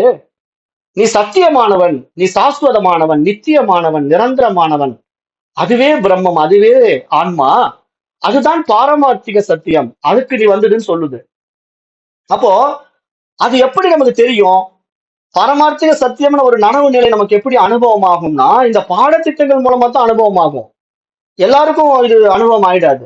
இந்த விஷயத்தை பத்தி தெரியாதவனுக்கு எப்படி தெரியும்? ஒண்ணுமே தெரியாது. அவன் உலகத்துல விவகாரத்துக்குள்ளேயே இருந்துகிட்டு இது சத்தியம்னு ஓடிக்கிட்டு இருப்பான். ஒருத்தருக்கு பக்தி செய்வது சத்தியமா தெரியும், ஒருத்தருக்கு யோகா பண்றது சத்தியமா தெரியும். அப்போ இந்த மாதிரி சரியை கிரியை யோகம் ஞானம் என்ற அந்த படிநிலைகள்ல ஒவ்வொருத்தரும் ஒரு பாதையில சத்தியமா பார்த்துட்டு இருப்பாங்க. ஆனா இங்க சாஸ்திரம் என்ன சொல்லுது? அந்த ஞான நிலைக்கு வந்த பிறகு கூட இங்க ஞானின்னு ஒருத்தர் கிடையாது, இங்க பிரம்மம் மட்டும்தான் இருக்கு. இங்க விஷயமே என்னன்னா, இவ்வளவு பாடத்திட்டத்தை நம்ம படிச்சு முடிச்ச பிறகு நான் பெரிய ஒரு ஞானி அப்படிங்கிற அகங்காரம் வந்துச்சுன்னா முடிஞ்சுது, அத்தனையும் அவுட்டு. ஏன்னா ஏன் அவுட்டு? புரியல, விஷயம் புரியல. அப்போ அந்த ஞானிங்கிற ஒரு ஈகோ அவனுக்கிட்ட இருக்கு. இங்க எந்த ஒரு ஈகோவும் இல்லை, இங்க இறைவன் மட்டும்தான் இருக்கிறான், பரமன் மட்டும்தான் இருக்கிறான், பாரமார்த்திக சத்தியம் தான் உண்மை. அப்ப அந்த பாரமார்த்திக சத்தியத்துக்குள்ள நம்ம போயிட்டோம் அப்படின்னா அவனுக்கு வேறாக ஒன்றுமே இல்லை, இரண்டாவதான ஒரு அம்சமே இல்லை. இரண்டாவது ஒரு அம்சம் இருந்தா தானே அங்க இங்க ஞானி யோகி பக்தர் என்றெல்லாம் வரும். இங்க பக்தனும் கிடையாது, யோகியும் கிடையாது, ஞானியும் கிடையாது, எல்லாமே கனவு. நீங்க இந்த உலகமே கனவு, இந்த வகுப்பே கனவு, ஏத்துக்க முடியுதா? மைண்ட் ஏத்துக்க மாட்டேங்குது. காரணம் என்ன? எம்டி டம்ளரா இல்ல. ஆல்ரெடி தீர்மானிக்கப்பட்ட விஷயங்களை உள்ள மனசு வச்சுக்கிட்டு இருக்கு. அதோட கம்பேரிசன் பண்ணுது. ஆஹா, இது எப்படிங்க இது கனவுன்னு சொல்றீங்க, நான் ஏத்துக்க மாட்டேன்னு சொல்லுது மனசு. அதுதான் நான் சொல்றேன், இந்த பாடத்திட்டம் புரியாது. ஏன்னா எம்டி டம்ளரா வந்தா தான் அது எப்படி சொல்றீங்கன்ட்டு கிட்ட கொஞ்சம் விடுங்க பாத்திரத்தை தண்ணி, நான் டம்ளர் காலியா இருக்கிறேன், நீங்க ஊத்திருக்கிறது 2 சொட்டு தான் ஊத்திருக்கிறீங்க, இன்னும் கொஞ்சம் விடுங்க அப்படின்னு கேட்கும். டம்ளர் காலியா இருந்தா தான் இன்னும் கொஞ்சம் விஷயத்தை நான் உள்ள கொடுக்க முடியும். அப்போ உண்மையான தேடுதல் உள்ளவனுக்கு தாகம் இருக்கணும். இப்ப நான்லாம் அப்படித்தான் அலைஞ்சேன். நான் இந்த விஷயத்துக்காக நான் எடுத்த எஃபர்ட்ஸ் பாத்தீங்கன்னா, என்னுடைய வாழ்நாளையே இதுக்காக நான் செலவழிச்சிருக்கிறேன். என்னுடைய நிறைய விஷயங்களை நான் இதுக்காக இழந்திருக்கிறேன். அதை நான் உங்களுக்கு ஏன் சொல்றேன்னா, அப்படி ஒரு தாகம் இருந்தா தான் தாகம் தீர்த்துக்க முடியும். அதாவது நமக்கு ஒரு தாகம் வேணும். அதாவது தண்ணி தாகம் வந்துருச்சுன்னு வச்சுக்கீங்களேன், அரேபியா பாலைவனத்துல கொண்டு போய் இறக்கி விட்டுறோம். அரேபியா பாலைவனத்துல இறக்கி விட்டு கொஞ்ச தூரம் நீங்க மணல்ல நடந்த பிறகு தண்ணிக்கு எப்படி அலைவீங்க, அந்த அட்மாஸ்பியரை சிந்தனை பண்ணுங்க. அந்த தண்ணிக்கு அலைஞ்சுக்கிட்டு எங்கேயாவது தண்ணி கிடைக்காத நாக்கு வெளியே தொங்க போட்டுக்கிட்டு அப்படியே ஓடுவீங்க, இங்க அங்க எங்கேயாவது கிடைக்காதன்ட்டு. ஒரு 2 சொட்டு தண்ணி கிடைச்சா எப்படி ஒரு ஆனந்தம் இருக்குமோ அந்த அரேபியன் பாலைவனத்துல, அது மாதிரி இங்க ஆத்ம ஞானத்தை தேடி அலைகின்ற சாதகனுக்கு 2 சொட்டு விஷயம் இந்த மாதிரி கிடைச்சிட்டா அப்படி ஒரு ஆனந்தம் உண்டாகும். அப்படி ஒரு ஆனந்தம் எனக்கு உண்டானதுனால தான் இந்த மாதிரி விஷயங்கள் எல்லாம் நம்ம உயர முடிஞ்சது. ஏன்னா அப்படியே படிப்படியா படிப்படியா அந்த ஆனந்தத்தை அனுபவிச்சு அனுபவிச்சு ருசிச்சு ரசிச்சு அந்த ஜாய்ஃபுல் லைஃப நம்ம முழுமைப்படுத்தும் போது இருக்கு பாருங்களா, அதுக்கப்புறம் இந்த உலகம் மித்தியான்னு தெரிஞ்ச பிறகு உண்டாகின்ற அந்த மலர்ச்சி இருக்கு பாருங்க, அது எதனாலும் நிறைவு செய்ய முடியாது. காரணம் என்ன? அது பணத்தினால் வாங்க முடியாது. பல கோடி கொடுத்து வாங்கக்கூடிய விஷயமா அது. இப்ப அம்பானி இருக்காரு, அம்பானிக்கு வந்து பல பில்லியன் டாலர் இருக்கு. திருப்தியா இருக்காராங்கிறத மட்டும் அவர்கிட்ட கேட்டு பாருங்க. திருப்தியாவே இருக்க முடியாது. ஏன்னா தினசரி அவங்க வாழ்க்கையில டென்ஷன் தான். காலையில விடிஞ்சு எழுந்து தூங்குறதுக்குள்ள ஏகப்பட்ட போன் கால்ஸ், ஏகப்பட்ட பிசினஸ் டென்ஷனு, அங்க அந்த பெட்ரோலியம் இது எப்படி ஓடிக்கிட்டு இருக்கு, இங்க இந்த ஷேர் மார்க்கெட் எப்படி போயிட்டு இருக்கு, அவன் என்ன பண்ணிட்டு இருக்கான் மேனேஜர், இந்த இவன் என்ன பண்ணிட்டு இருக்கான்ட்டு காலையில அவங்க 5 மணிக்கு எழுந்தாலும் இரவு 12 மணிக்கு தூங்கினாலும் அவங்க வாழ்க்கையில நிம்மதிங்கிறது ஒரு நாளும் கிடையாது. ஆனா பணம் இருக்கும், கார் இருக்கும், பங்களா இருக்கும், அதுவல்ல வாழ்க்கை. வாழ்க்கை என்பது நீங்க வறுமையில் இருந்தாலும் கூட பரவாயில்லை, திருப்தி இருக்குதா, சுகம் இருக்குதா, நிம்மதி இருக்குதா, அதுதான் வாழ்க்கை. அதுதான் உண்மையான வாழ்க்கை. அதை விட்டுட்டு வேற என்ன வாழ்க்கை வாழ்ந்தாலும் அது வாழ்க்கையே கிடையாது. அதெல்லாம் போலித்தனமான வாழ்க்கை. அதாவது மற்றவர்களுக்காக வாழ்ற வாழ்க்கை, தனக்காக வாழ்ற வாழ்க்கை கிடையாது. இன்னொருத்தனை பார்த்து அவனை மாதிரி நான் வாழணும்னு ஆசைப்படுற வாழ்க்கை. அப்ப இங்க இந்த பாடத்திட்டம் நமக்கு என்ன சொல்லுதுன்னா, புரிதலை கொடுக்குது, ஆத்ம ஞானத்தை கொடுத்து. இதெல்லாம் உலகத்துல படம் ஓடிக்கிட்டு இருக்கிறப்ப படத்துல ஒவ்வொருத்தருக்கும் ஒரு சீன் கொடுக்கப்பட்டிருக்கு, அந்த சீன்ல அவன் அப்படித்தான் இருப்பான். அவனை நீயே சேஞ்ச் பண்ற. அம்பானி அம்பானியாவே இருக்கட்டும், பிச்சைக்காரன் பிச்சைக்காரனாவே இருக்கட்டும், பிச்சைக்காரன் நடி அம்பானி ஆக்காத, அம்பானியை பிச்சைக்காரன் ஆக்காத. அவங்களுக்கு அந்த சீன் கொடுக்கப்பட்டிருக்கு, அந்த சீன்ல அவங்க நடிச்சிட்டு இருக்காங்க. நீ எந்த சீன்ல இருக்கிற அதை மட்டும் பாருங்குது சாஸ்திரம். அப்ப நான் எனக்கு கொடுக்கப்பட்ட சீனை நான் அக்செப்ட் பண்ணாம நான் என்ன பண்றேன், அவனுக்கு கொடுக்கப்பட்ட சீன்ல ஆசைப்படுறேன். எனக்கு வந்து இந்த ரோல் தான் கொடுத்துருக்கு, இந்த ரோலை நான் ஒழுங்கா செய்யாம அவன் அந்த ரோல் பண்றான், அந்த ரோல்ல என்ன கொண்டு போய் போடுங்க, இவன் இந்த ரோல் பண்றான், இந்த ரோல்ல என்ன கொண்டு போய் போடுங்கட்டு நான் ரோலை மாத்த ஆசைப்பட்டேன்னா அந்த படம் என்ன ஆகும், சொதப்பிடுமல்ல. இப்ப சினிமா படத்திலேயே நாகேஷ் பண்ற கேரக்டர் சிவாஜி பண்ண முடியாது, சிவாஜி பண்ற கேரக்டர் நாகேஷ் பண்ண முடியாது. நம்ம மாத்தி பண்ண சொல்லி ஆசைப்பட்டோம்னு வச்சுக்கீங்களேன். இப்ப நாகேஷ் வந்து ஆசைப்படுறாரு, ஏங்க திருவிளையாடல் படத்துல வந்து சிவாஜிக்கு வந்து அப்படி ஒரு கம்பீரமான வேஷம் கொடுத்து அப்படியே டயலாக் பேசும்போது அப்படியே அருமையா இருக்குது, அந்த சீன் எனக்கு கொடுங்களான்ட்டு நாகேஷ் கேட்டாருன்னா அந்த படத்தினுடைய டைரக்டர் வந்து நாகேஷ்க்கு அந்த சீன் கொடுத்தா படம் ஓடுமா? சிவாஜி கணேசனை கொண்டு வந்து நாகேஷ் சீன்ல போட்டு நாகேஷை கொண்டு போய் சிவாஜி சீன்ல போட்டா படம் வந்து பிளாப் ஆயிடும். அப்ப இங்க என்ன புரிஞ்சுக்கணும், பேசிக்கா அவரவர்களுக்கு என்ன கேரக்டர் வேணுங்கிறத யார் தீர்மானிக்கிறா? டைரக்டர் தீர்மானிக்கிறார். டைரக்டர் தான் தெரியும் நாகேஷ்க்கு இந்த சீன் தான் கொடுக்கணும், சிவாஜி கணேசனுக்கு அந்த சீன் தான் கொடுக்கணும்ட்டு. ஏன்னா நான் அந்த காலத்து படம் பார்த்ததுனால அதை வச்சு பேசிக்கிட்டு இருக்கிறேன். இப்ப இருக்கிற விஜய் அஜித் படம் எல்லாம் எனக்கு பார்க்கல, அதனால தெரியாது எனக்கு அந்த சீன் எல்லாம். அதனால ஒரு உதாரணத்துக்கு இதை சொல்றேன். அப்ப என்ன நம்ம இங்க புரிஞ்சுக்கணும், இப்ப என்னுடைய வாழ்க்கையில ஒரு சீன் கொடுக்கப்பட்டிருக்கு, இந்த ரோல் கொடுக்கப்பட்டிருக்கு, இந்த ரோலை நான் செஞ்சா போதும். அவன் அப்படி வாழ்றான்ட்டு அவன மாதிரி நான் வாழ ஆசைப்படுறதுனால தான் என்னுடைய ரோல் மாறுது, படம் சொதப்புது. வாழ்க்கை முறை மாறுது இல்லையா? எனக்கு கொடுக்கப்பட்ட வாழ்க்கையை நான் சரியா வாழாம இன்னொருத்தருடைய வாழ்க்கைக்கு ஆசைப்பட்டு வாழ்வதனால எனக்கு என்ன வருது, துயரங்கள் தான் வருது. ஏன்னா மனம் அமைதி அடையவே இல்லை, மனசு திருப்தியாகவே இல்லை, சந்தோஷம்னா என்னன்னு தெரியல. அப்ப அது எங்க கிடைக்கும்? வெளியே விலை கொடுத்து வாங்கக்கூடிய பொருளா? அப்படி விலை கொடுத்து வாங்கக்கூடிய பொருளா இருந்தா அம்பானி வாங்கி போட்டிருப்பார்ல. அம்பானி, அதானி, டாடா பிர்லா எல்லாம் இருக்காங்கல்ல, அவங்க எல்லாம் வாங்கி போட்டிருப்பாங்க. அது அப்படி காசு கொடுத்து வாங்குற பொருள் கிடையாது. அது நம்முடைய உள்ள மலர வேண்டிய விஷயம். அப்ப உள்ள மலர வேண்டிய விஷயத்துக்கான உழைப்பு நம்ம கிட்டத்துல என்னன்னா, இது மாதிரி விஷயங்களை உள்வாங்கிறது தான். இந்த மாதிரி மகான்கள் சொல்லக்கூடிய கருத்துக்களை உள்வாங்கி நமக்கு கொடுக்கப்பட்ட விவேகத்தினால நாம நம்மளை வாழ வைக்கணுமே தவிர, வாழ்க்கையை வாழுங்கிறது தான் சாஸ்திரம் சொல்லுது. விட்டுட்டு சாமியார் ஆயிடுன்னு சொல்லல. இங்க சாமியார இங்க கிடையாது. அது ஒரு சீன் தான், அது ஒரு ரோல் தான். சாமியார் மாதிரி ட்ரெஸ்ஸை மாத்திக்கிட்டு ஒரு ஆக்டிவ் பண்றதுனால சாமியார் ஆயிட முடியுமா? இங்க உண்மையான சன்னியாசம்ங்கிறது மனதை துறப்பது தான், ட்ரெஸ் சேஞ்சஸ் பண்றது இல்ல. அதை நான் ஏற்கனவே என்னுடைய பாடத்திட்டங்களை நிறைய இடத்துல அதை சொல்லியிருப்பேன். அப்ப இதுல இருந்து நம்ம தெரிந்து கொள்ள வேண்டிய உண்மையான விஷயம் என்ன அப்படின்னா, அறியாமையின் விளைவாக மட்டுமே இந்த இருக்கின்ற ஜீவாத்மாவாகிய மனதின் வரம்பானது மகா வாக்கியத்தின் விசாரத்தினால் மட்டுமே கிடைத்த ஞானத்தினாலே, மகா வாக்கிய விசாரம் செய்து அதன் மூலமாக அடைந்த ஞானத்தினாலே நீக்கப்படுகிறது. அப்ப நமக்கு இங்க வந்த ஞானம் வரணும். ஞானம் வந்தால் மட்டும்தான் அறியாமைகள் அனைத்தும் நீங்கி அந்த அறிவாக நம்ம பிரகாசிக்க முடியும். ஏன்னா இங்க இறைவன் என்பவன் அறிவாக இருக்கின்றான், தூய அறிவாக இருக்கின்றான். அப்ப அந்த தூய அறிவுல ஒரு சிறு களங்கம் கூட கிடையாது. ஆனா இங்க மனசுல நம்ம ஏகப்பட்ட களங்கங்களை வச்சுக்கிட்டு அந்த அறிவா பிரகாசிக்கணும்னா எப்படி பிரகாசிக்க முடியும்? அதற்கான தகுதியே மனம் அடையல. அந்த தகுதியே மனசு அடையாம அந்த அறிவை எப்படி பிரகாசிக்கும்? அதுக்குத்தான் நான் பல ஓமானங்கள் ஏற்கனவே சொல்லும் போது, கண்ணாடியில களங்கம் இருந்தா நம்முடைய உருவம் எப்படி பிரதிபிம்பிக்கும்? ஒரு புகை படிந்த கண்ணாடி அல்லது அழுக்கு படிந்த கண்ணாடி முன்னாடி போய் நான் நிக்கிறேன் அப்படின்னா என்னுடைய உருவம் முழுமையாக தெரியாது. அந்த கண்ணாடியை துடைத்து சுத்தமாக வச்சிருந்தா தான் என்னுடைய உருவம் முழுமையாக தெரியும். அது போல மன அழுக்குகள் நீங்கினா தான் அறிவு பிரகாசிக்கும். அதுதான் இங்க சாஸ்திரம் மீண்டும் மீண்டும் சொல்லுது. அப்ப இங்க நான் என்று குறிப்பிடுகின்ற ஒரு விஷயம் இருக்கு இல்லையா, அகம் அகம்ன்ட்டு, அது உண்மையிலே ஆத்மாவைத்தான் குறிக்குது, மனசை குறிக்கிறதே கிடையாது. ஆனா நிறைய பேர் நான்ங்கிறத மனசா நினைச்சுக்கிட்டு இருக்கிறதுனால அந்த மனதை விடுவதற்கு தயங்குகிறார்கள். அந்த மனம்தான் நான் என்று அதில் சிக்கிக் கொண்டிருக்கிறார்கள். அப்ப அந்த நிலையில் இருக்கிறவங்களுக்கு அறிவு எப்படி பிரகாசிக்கும்? அந்த அனுபவம் எப்படி உண்டாகும்? ஆத்ம அனுபவம் என்றைக்குமே உண்டாகாது. அப்ப மனம் என்பது ஒரு வரம்பிற்கு உட்பட்டது. ஒரு வரம்புக்குன்னா ஒரு எல்லைக்குள்ள இருக்கு, அதனுடைய நீதிக்குள்ள அது இருக்கு. இந்த உடல் என்பதும் வரம்புக்குள்ள இருக்கு, அதனுடைய நீதிக்குள்ள இருக்கு. அது வரம்பு மீற முடியாது. ஆனால் ஆத்மா எந்த வரம்புக்கும் கட்டுப்படாதது. அது தண்ணீர் தானாய் தனித்துவமாய் சுயம் பிரகாசமாய் இருக்குது. அப்ப அந்த நிலையோட இந்த நிலையை போய் நம்ம இணைச்சிக்க கூடாது. அதனாலதான் இங்க ஜீவ பிரம்ம ஐக்கியமே கிடையாது. இங்க ஐக்கியமே கிடையாது, அறிவு மட்டும் இருக்கு. அதுதான் நான். இங்க ஐக்கியம் அப்படிங்கிற விஷயம் எந்த இடத்துல நடக்கணும் அப்படின்னா ஈஸ்வரத்தன்மையில நடக்கணும். ஈஸ்வரத்தன்மை வேற, ஆத்ம நிலை வேற. மனம் தனித்துவப்படுத்தி கொண்டிருக்கு, ஈஸ்வரன் இடத்துல தன்னை தனித்துவப்படுத்திட்டு இருக்கு. அது தன்னை ஈஸ்வரன் இடத்துல ஒப்படைக்கணும். தனித்த மனமாகிய இந்த தனி மனம், வியஷ்டி மனம், அந்த பிரபஞ்ச மனமாகிய காஸ்மிக் மைண்டோட சமஷ்டி மனத்துல போறதுதான் இங்க சரணாகதி. அதுதான் சரண்டர். அது எதற்காகன்னா அந்த உண்மையான அந்த நிலைப்பாடுக்குள்ள போகும்போது தான் இருமைகள் இருக்காது. ஏன்னா இங்க நான் வேறு அவன் வேறுங்கிற இருமைகள் துவைத பாவனை. அந்த ஈஸ்வரன் இடத்துல போகும்போது ஏக்க பாவனை. ஏன்னா அது அத்வைத நிலை.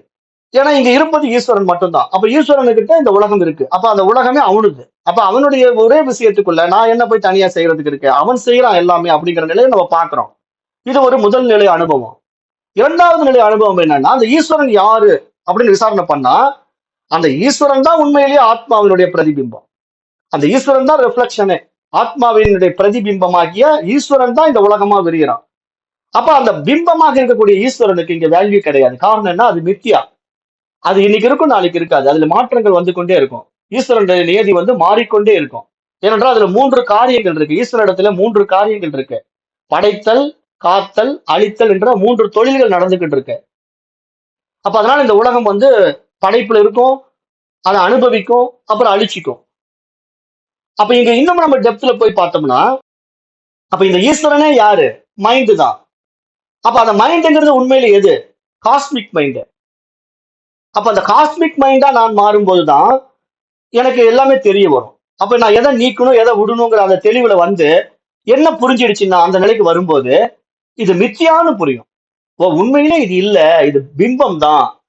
இது தெரியாம நான் இவ்வளவு ஆர்ப்பாட்டம் பண்ணிட்டு இருந்தேனே, நான் சத்தியமா நினைச்சிட்டு இருந்தேனே, என்ன பத்தி நான் ஒரு யோகியாவுன்னு நினைச்சேனே, நான் ஒரு ஞானியாவுன்னு நினைச்சேனே அப்படின்னு வெட்கப்படுவோம். காரணம் என்னன்னா, இங்க யோகி ஆக முடியாது, ஞானி ஆக முடியாது. இது எல்லாம் பிம்பத்துல இருக்கக்கூடிய விளையாட்டு. அப்ப இந்த விளையாட்டுல மனசு சிக்கிக்கிட்டு இந்த மாதிரி வரம்புக்குள்ள போய் மாட்டிக்கிட்டு அஜ்ஞானத்தினால அழிஞ்சுக்கிட்டு இருக்கு. அப்ப இதுல இருந்து நம்ம விடுபட்டு அந்த விசேஷ ஞானம் நமக்கு வரும்போது விவேகத்தினால நம்முடைய சொரூபத்துக்கு திரும்பிட்டா, கண்ணாடிக்கு இந்த பக்கம் நான் உண்மையா நிக்கிறேன், கண்ணாடியில் தெரிவது பிம்பம், அந்த பிம்பத்துக்கு நான் ஏன் முக்கியத்துவம் கொடுக்கணும் அப்படின்னு நாம உடனே அதுல இருந்து பேக் அடிச்சுக்கலாம். பிம்பத்துல போய் நம்ம மாட்ட வேண்டியதில்லை. இதை இங்க சாஸ்திரம் சொல்லி கொடுக்குது. ரொம்ப விரிவா அதை எப்படி சொல்லி கொடுக்குது அப்படின்னு பார்க்கும்போது அதற்கு சாஸ்திரத்துல சில பெயர்கள் கொடுக்கப்பட்டிருக்கு. அந்த பெயர்களை பார்க்கும்போது பிம்ப சைத்தன்ய அனுபவம், பிரதிபிம்ப சைத்தன்ய அனுபவம் அப்படின்ட்டு சொல்லி அதை வத்திரேக விசாரம், தொம்பத விசாரம் அப்படிங்கிற அடிப்படையில அதுக்கு உண்டான டாபிக் எடுத்து ஒரு பெரிய சப்ஜெக்டாவே பேசுது. கண்ணாடியை வைத்து சாஸ்திரம் பேசுது. அதுக்கு என்ன பேருன்னா பிரதிபிம்பவாத பிரக்ரியான்னு பேரு. சாஸ்திரத்துல சான்ஸ்கிரிட்ல பிரதிபிம்பவாத பிரக்ரியா. இந்த பிரதிபிம்பவாத பிரக்ரியாவுடைய ஆராய்ச்சி என்ன அப்படின்னா, அந்த பிரதிபிம்பவாத பிரக்ரியான்னா என்ன அப்படின்னு கேட்டா கண்ணாடி தான். அந்த கண்ணாடி உதாரணம் ஏற்கனவே உங்களுக்கு பல வழியில சொல்லிட்டேன். இருந்தாலும் இங்க சாஸ்திரம் சொல்லக்கூடிய ஒரு வழியை நான் இங்க சொல்லிடுறேன். சொல்லிட்டா இந்த வகுப்பு நிறைவாயிடணும். அப்புறம் திருப்பி அடுத்த கிளாஸ் போலாம். என்ன சொல்லுதுன்னா, ஒரு நிலை கண்ணாடி முன்னாடி போய் நான் நிக்கிறேன். அந்த நிலை கண்ணாடி முன்னாடி போய் நான் நின்ன உடனே அந்த கண்ணாடியில என்னுடைய முகம் தெரியுது. அந்த முகத்துல பார்த்த உடனே எனக்கு நிறைய தாடி இருக்கு என்னுடைய முகத்துல. அப்ப நான் அந்த தாடியை வலிக்கணும்னு ஆசைப்படுறேன். அந்த தாடி எடுத்துக்கலாமே, சேவ் பண்ணிக்கலாமேன்னு நான் நினைக்கிறேன். உடனே நான் என்ன பண்றேன், கண்ணாடியில தெரியிற முகத்துக்கு தான் சேவ் பண்றேன். ஏன்னா நான் இந்த பக்கம் இந்த முகத்தை நான் சேவ் பண்ண முடியாது. காரணம் என்னன்னா, அந்த முடி எந்த பக்கம் இருக்கு, எப்படி வலிக்கணுங்கிற அந்த இது எனக்கு தெரியல, பிளேடு எந்த பக்கம் போடுறதுன்னு தெரியல. அப்ப அதனால என்ன பண்றேன், கண்ணாடியை பார்த்துக்கிட்டே கண்ணாடியில சரியா பிளேடு போடுறேன். அப்ப இங்க உண்மையிலே சேவ் யாருக்கு நடக்குது? சேவிங் கண்ணாடின்ற பிரதிபிம்பத்துக்கு தான் அந்த சேவிங் நடக்குது. அதுல பார்த்து பார்த்து நான் சேவ் பண்ண இங்க உண்மையான என்னுடைய உடலில் அந்த முடி காணாம போயிட்டே இருக்கு, சேவ் நடந்துட்டு இருக்கு. அப்ப உண்மையிலேயே அந்த பிம்ப முகத்திற்கு தான் சேவ் செய்ய நம்ம விரும்புறோம். நம்முடைய விருப்பம் எங்க இருக்குன்னா, இந்த லைவ்ல இருக்கக்கூடிய என்னுடைய முகத்துக்கு நான் சேவ் பண்ண விரும்பல, கண்ணாடியில் இருக்கிற பிம்ப முகத்துக்கு தான் நான் சேவ் பண்ணவே விரும்புறேன். அப்போ உண்மையான முகமா அந்த கண்ணாடியில் தெரிகிற முகம் அப்படின்னு பார்த்தா இல்ல, அது பிரதிபிம்ப முகம். அப்ப அந்த பிரதிபிம்ப முகம் தான் நமக்கு உண்மையான முகம் மாதிரி தெரியறதுனால கண்ணாடியில நான் சேவ் பண்ண முடியுது. அப்ப இதுக்கு எது இருப்பிடமாக இருக்குதுன்னா, கண்ணாடி இருப்பிடமாக இருக்கு. இந்த பாயிண்ட் மறந்துடக்கூடாது. என்னுடைய முகத்தை நான் இன்னொரு விஷயத்துல பார்க்கணும்னா என்னுடைய முகத்தை காட்டுகின்ற உபாதியாக கண்ணாடி இருக்கிறது. அப்ப கண்ணாடி இருப்பதனால என்னுடைய முகத்தை நான் பார்த்து கொண்டு என்னுடைய முகத்துல நான் என்னுடைய தாடியை சேவ் பண்றேன். அப்போ அந்த கண்ணாடி மாதிரி இங்க மனசு. சாஸ்திரம் என்ன சொல்லுதுன்னா, அந்த ஆத்மா தன்னை அனுபவமாக்குவதற்காக ஒன்றை உருவாக்குது இல்லையா, ஒரு கண்ணாடியை உருவாக்குது இல்லையா, அந்த கண்ணாடி தான் இந்த மைண்ட். அப்ப இந்த மைண்ட்ல தன்னை பார்க்குது, அந்த அறிவு தன்னை பார்க்குது மைண்ட்ல பார்த்த உடனே அதனுடைய பிம்பம் எப்படி பிரகாசிக்கணும், அது எப்படி இருக்கோ அப்படியே பிரகாசிக்கணும் இல்லையா, அப்பதானே அது கண்ணாடி. ஆனா அப்படி பிரகாசிக்க மாட்டேங்குது. ஏன்னா இந்த மனசு என்ன பண்ணுது, கலங்கங்களை ஏற்படுத்தி அழுக்கு மனசாயிடுச்சு. கண்ணாடியில புகை படிஞ்சு கிடக்குது, கண்ணாடியில அழுக்கு படிஞ்சு கிடக்குது. அப்ப அந்த கண்ணாடியில போய் நான் சேவ் பண்ணுவேன்னா, நான் என்ன பண்ணுவேன், போய் பார்ப்பேன், என்ன கண்ணாடி இவ்வளவு கன்றாவியா இருக்கு, இதுல போய் நான் சேவ் பண்றது சரி வராது, நல்லா பியூரா இருக்கிற கண்ணாடியில போய் பண்ணலாம் அப்படின்ட்டு நான் வேற கண்ணாடி தேடுவேன். அப்ப எனக்கு ஒரு கண்ணாடி பியூரா கிடைச்சிது. இந்த கண்ணாடி அருமையா இருக்கு, கலங்கமே இல்லாம இருக்கு, இந்த கண்ணாடியில் நான் சேவ் பண்ணா சூப்பரா இருக்குமே அப்படின்னு சொல்லிட்டு நான் அந்த கண்ணாடியில போய் நின்று சேவ் பண்ண விரும்புவேனா, இல்ல அழுக்கும் புகைப்படிஞ்ச கண்ணாடியில போய் நான் என்ன சேவ் பண்ண விரும்புவேனா? நான் பியூரா இருக்கிற கண்ணாடி தான் விரும்புவேன். இதுதானே யதார்த்தம், நீங்களும் அப்படித்தானே செய்வீங்க. அப்ப அது மாதிரி சாஸ்திரம் என்ன சொல்லுது, பிரம்மம் தன்னை தூய்மையாக இருக்கக்கூடிய மனதில் தான் பார்க்க விரும்புது, அழுக்கான மனதில கழிவான மனசுல பார்க்க விரும்பல. அது பார்த்தாலும் அது பிரயோஜனம் இல்லை, அதனால அது தூய்மையை தேடுது. அப்ப இங்க நமக்கு மனம் தூய்மையா இருக்கணும் அப்படின்னா அந்த மனதுக்கு என்ன கொடுக்கணும், ஒன்றுமே இல்லாம எம்டியா மாறணும். அந்த மனதுல எந்த கலங்கும் இருக்கக்கூடாது. அது நமக்கு சம்மதமான்னு கேட்டா இந்த பாடத்திட்டத்துல எத்தனை பேருக்கு சம்பந்தம்? எல்லாரும் ஓடி போயிடுவாங்க. காரணம் என்ன? எது எப்படிங்க மனசுல நான் இதெல்லாம் ஆசைப்பட்டுட்டு இருக்கேன், இதை அனுபவிக்காம என்ன வந்து சாமியாராக சொல்றீங்களா? அந்த மாதிரி ஒரு வாழ்க்கையை நான் வாழ ஆசைப்படுறேன், அதை அனுபவிக்காம என்ன இப்படி போக சொல்றீங்களா? அப்படின்னு ஏற்கனவே நம்ம மனதுல எத்தனை விஷயங்களை ஏற்றி வச்சுட்டு இருக்கிறோமோ, அதையெல்லாம் நான் வந்து பிடிச்சு வச்சுட்டு இருக்கிறதுனால என்னால இதுல இருந்து விடுபட முடியல. ஆனாலும் அதே மனசு தான் இந்த ஆத்ம ஞானத்துக்கு ஆசைப்படுது. அந்த விஷயத்தையும் விட மாட்டேன், இந்த விஷயத்தையும் விட மாட்டேன். அப்ப எப்படி நடக்கும்? அதாவது கண்ணாடியும் தூய்மையா இருக்கணும், நான் சேவும் பண்ணணும். பண்ண முடியாது. நான் சேவ் பண்ணோம்னா ஒண்ணு கண்ணாடி தூய்மையா இருக்கணும், இல்லைன்னா சேவ் பண்ணாம இருக்கிறது பெட்டர். அப்ப அது மாதிரி இங்க நிலைமை என்னன்னா, நம்ம ஒவ்வொருத்தருக்கும் பழமொழி சொல்லுவாங்கல்ல, கூழுக்கும் ஆசை, மீசைக்கும் ஆசை. அவன் வந்து கூழ் தண்ணி குடிக்கணும்னு ஆசைப்படுவான், தயிர் கலந்து நல்லா கலைச்ச கூழ சாப்பிடணும். ஆனா மீசையில படாம சாப்பிடணும். எப்படி முடியும்? குண்டாவில் எடுத்து லவக்கு லவக்குன்னு குடிக்கும் போது அந்த கூழ் தண்ணியானது வாய்க்குள்ள போகும்போது மீசையெல்லாம் நனைச்சிடும். மீசையெல்லாம் நினைச்சு மீசையிலெல்லாம் தயிர் ஒட்டிக்கும். ஆனா அந்த மீசையில தயிர் ஒட்டாம குடிக்கணும்னா அவன் கூழே குடிக்க முடியாது. அப்போ கூழும் குடிக்கணும்னு ஆசை இருக்குது, மீசையும் அழுக்காக கூடாதுன்னு ஆசை இருந்தா அது நடக்குமா? அதை நம்ம ஏத்துக்கிட்டு தான் ஆகணும். அப்ப அது மாதிரி இங்க இந்த பாடத்திட்டத்துக்குள்ள வந்தா இதை ஏத்துக்கிட்டு தான் ஆகணும். எத்தனை பேரால ஏத்துக்க முடியும்? அது நிறைய பேரால முடியுது இல்ல. அப்ப அதனால பாடத்திட்டம் ஃபெயிலியர் ஆயிடுது. யாருக்கு? அவங்களுக்கு. இது புரியாதவங்களுக்கு. ஃபெயிலியருங்கிறது புரியாதவங்களுக்கு. புரிஞ்சவங்களுக்கு இதுதான் சக்சஸ்ஃபுல் பாடம். புரியாதவங்களுக்கு அது ஃபெயிலியர் ஆயிடுது. அப்ப அதனால நான் என்ன சொல்றேன், இந்த பாடத்திட்டத்துக்குள்ள வந்தீங்கன்னா புரிதலோட வரணும்னா எம்டி வேணும், எம்டி டம்ளரா இருக்கணும். ஆல்ரெடி ஏற்கனவே ஏற்றி வைத்துக் கொண்ட விஷயங்களை சிக்கிக்கிட்டு அதோட கம்பேரிசன் பண்ணிக்கிட்டு இதை பார்க்க கூடாது. பார்த்தா இந்த பாடம் உள்ள போகாது. ஏற்கனவே நிரப்பப்பட்ட நீர்ல எப்படி நான் புதுசா நீர் விடுவது? நீர் விட்டா வெளியே தான் போகும். அப்ப இந்த பிரதிபிம்ப அனுபவத்தை பத்தி சாஸ்திரம் அவ்வளவு அருமையா விளக்குது. பக்கமா ஒரு 2-3 பக்கம் விளக்குது.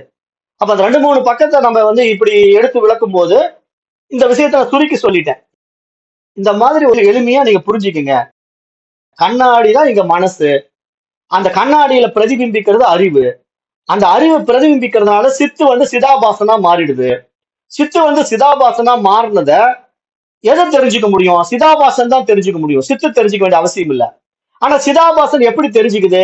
கண்ணாடியில பார்த்து அந்த முகத்தை நான் சேவ் பண்ற மாதிரி மனசு தன்னை தெரிஞ்சுக்கிட்ட பிறகு உண்மையில என்ன தெரியும்? இந்த பக்கம் இருக்கிறதுக்கு தான் அது தேவைப்படுது, உபாதி தேவைப்படுது அப்படிங்கிறது அப்பதான் புரியும். சேவ் பண்ணி முடிச்ச பிறகு அந்த கண்ணாடியில் இருக்கிற அந்த பிம்பத்துல பார்க்கக்கூடிய முகம் வந்து உண்மையில இந்த பக்கம் இருக்கிற முகம் அப்படிங்கிறத சேவ் பண்ணி முடிச்சு நான் பார்க்கும்போது ரசிக்கிறேன். அதான் நல்லா இருக்கு, சேவ் பண்ணி முகம் நல்லா வச்சிருக்கேன் அப்படின்னு பாக்குறேன். அது மாதிரி அந்த அறிவு என்ன பண்ணுதுன்னா அந்த தூய மனதுல பிரகாசிச்சு தன்னைத்தானே அறிந்து கொள்ளுது. இதுதான் இங்க சப்ஜெக்ட். இதுதான் இங்க முக்கியமான விஷயம். ஆத்மா தன்னை அனுபவமாக்குவதற்காக தன்னுடைய உபாதியை உண்டாக்குது, தன்னிடத்திலேயே உபாதியை உண்டாக்குது. அந்த கண்ணாடி எங்கேயோ வெளியிருந்து அது படைக்கல, தன்னிடத்திலேயே படைக்குது. அதனாலதான் மீண்டும் மீண்டும் சொல்றோம், சாஸ்திரத்துல ஒரு பாடம் இருக்கு இல்லையா, சிலந்தி எப்படி சிலந்தி பூச்சி ஆனது புறப்பொருளை நாடாமல் வெளியிலிருந்து எந்த ஒரு ரா மெட்டீரியல்ஸும் எடுக்காம தன்னுடைய உமிழ்நீரையே பயன்படுத்தி ஒரு வலையை பின்னி அந்த வலையிலே வாழ்கிறது. அப்புறம் அது வாழ்க்கையை வாழ்ந்து முடிச்ச பிறகு எனக்கு வலை வேண்டாம்னா அந்த வலையை தனக்குள்ளேயே இழுத்துக்குது சிலந்தி பூச்சி. அப்ப ஒரு சாதாரண சிலந்தி பூச்சிக்கு வெளியிருந்து எந்த ஒரு ரா மெட்டீரியல்ஸும் எடுக்காம புறப்பொருளை பெறாமல் ஒரு வலையை பின்ன முடியுமானால் எல்லையற்ற பேரறிவிடத்திலே தனக்கு தேவையான மனதை உண்டாக்க முடியாதுன்னு யார் சொன்னா? உண்டாக்க முடியும். அதனாலதான் அந்த பேரறிவு தன்னில் தானாய் மனதை படைத்து தன் மனதின் மூலமாகவே தன்னை அனுபவமாக்குது. அப்ப அதனால இந்த மனம்ங்கிற ஒரு விஷயம் எப்ப இல்லாம போகும்னா மனமற்ற நிலை. தாய்மானவருடைய பாடல் இருக்குல்ல, அந்த பாடல் என்ன சொல்லுது? சினமிறக்க கற்றாலும் சித்தி எல்லாம் பெற்றாலும் மனமிறக்க கல்லார்க்கு வாயேன் பராபரமே, தாய்மானவருடைய பாடல். அப்ப நம்ம எவ்வளவுதான் கோபத்தை இல்லாம கத்துக்கிட்டாலும், சினம் இறக்க கற்றாலும் சித்தி எல்லாம் பெற்றாலும், நமக்கு அட்டமா சித்திகள் எல்லாம் வந்துட்டாலும் மனம் இறக்கவில்லை என்றால் பரமனை அறிந்து கொள்ள முடியாது. அப்ப மனம் இறக்க வேண்டும். மனம் இறக்குறதுன்னா என்னன்னா, அந்த உபாதியில தன்னை பார்த்த அந்த அறிவு அந்த மனதின் மூலமாக தன்னை பார்த்த பிறகு தன்னுடைய சொரூபத்தை அனுபவமாக்குது. ஓ, இப்படிதான் நான் இருக்கிறேனா? அப்ப நான் இது தெரியாம இத்தனை நாள் இருந்தேனா? இவ்வளவு அழகான முகத்தை வச்சுக்கிட்டு நான் சேவ் பண்ணாம தாடியோடு இருந்தேனா? அப்ப நான் தாடி எடுத்த பிறகு இவ்வளவு நல்லா இருக்கிறேனே, ஸ்மார்ட்டா இருக்கிறேனே அப்படின்னு என்னை நானே ரசிக்கிற மாதிரி அந்த அறிவு தன்னைத்தானே ரசிக்கிறது தான் இங்க அனுபவம். அந்த அனுபவம் மனதில் தான் நடக்கும். ஏன்னா கண்ணாடி வழியா தான் நான் சேவ் பண்ண முடியும். தானே சேவ் பண்ணா கன்றாவி ஆயிடும். அதனால மனதை வந்து அது தேர்ந்தெடுக்குதுங்கிறத சாஸ்திரம் புரிய வைக்குது. இது மாதிரி இன்னும் நிறைய விஷயங்களை நம்ம புரிஞ்சுக்கலாம். இப்ப இன்றைய நேரம் கருதி இந்த வகுப்பை நான் இத்துடன் நிறைவு செய்கின்றேன். நன்றி. ஓம் தத்சத்.